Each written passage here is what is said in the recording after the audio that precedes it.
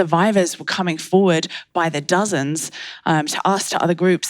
We were connecting them with lawyers because it began to become really apparent, okay, what is it going to look like to hold Pornhub accountable?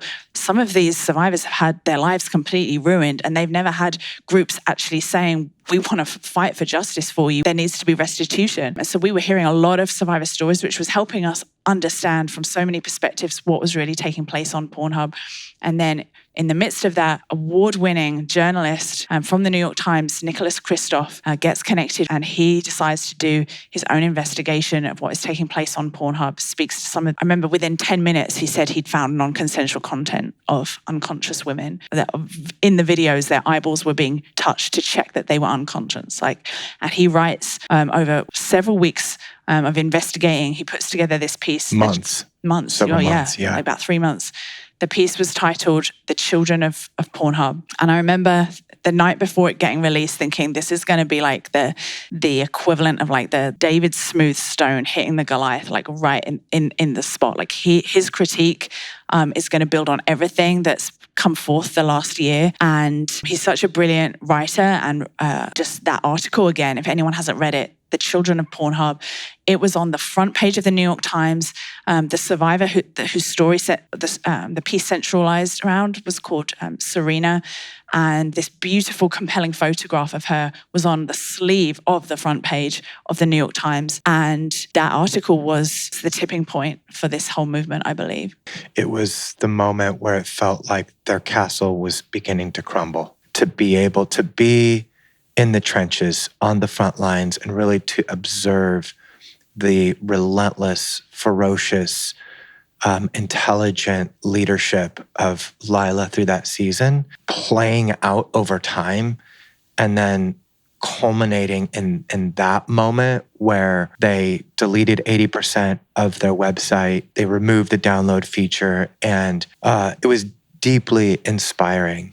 And here's the thing, is that we have the capacity to change the world through the choices that we make. And when you look back over history, and again, one of our heroes being William Wilberforce, 46 years of perseverance in laboring for the abolition of slavery actually brought about not only the abolition of slavery throughout the British Empire, but the emancipation of slaves as well.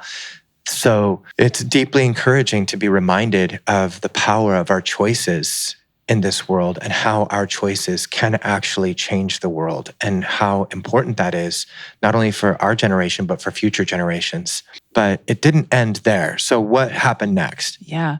Well, just before Pornhub deleted 80% of their site, which was about 10 million videos, the thing that led to them doing that, of course, was Visa and MasterCard cancelling all payment processes for Pornhub.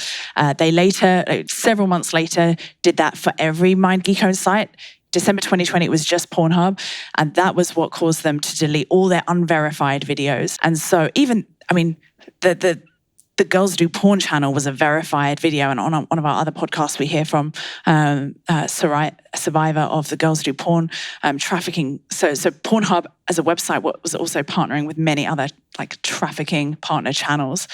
But them deleting the download button, and a few days before, we'd even laid out some of those demands, and each one of them, it was like, oh my gosh, this is all literally happening. And I remember on that day, Pornhub released a statement in which they mentioned the Trafficking Hub and Exodus Cry and our friends at the National Center on Exploitation as well in their statement. And I screenshotted it like they've just given us the credit for, they're trying to blame us, but in my mind, they've given us the credit for something that is just historical, a breakthrough. We had so many messages from survivors that day. Like I just checked all my videos being exploited on Pornhub, finally taken down today in that purge. So that purge just felt like so many breakthroughs, 10 million breakthroughs, 10 million moments of justice happened on that day. So then it's just since then been this Serena, the survivor, $100,000 were raised for her, which and some other survivors, which has changed their life. So many more articles since then have been written. So many other, currently to date, there's around $1 billion worth of lawsuits against MindGeek, around 200 survivors suing them. Visa is being named in the lawsuit as well, and attempt to be removed has been dismissed by the judge. And it was at that point when Visa and MasterCard then cut ties with the Traffic Junkie, the advertising arm. So from every single angle, Pornhub is being exposed, is being held accountable. Over the summer, their CEO and COO were officially forced to resign. There was mass layoffs at the company. More and more whistleblowers have come forward, just sharing that. And of course, then the Canadian Parliament in early 2021 went on to have many survivors share and testify, and there was an official investigation. For the first time, we saw their CEO and COO appear on camera attempting to defend themselves.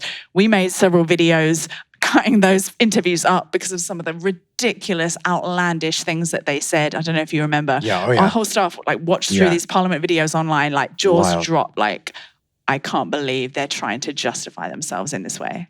Yeah. So to put this into perspective, MindGeek, the parent company of Pornhub, owns approximately 90% of all online pornography.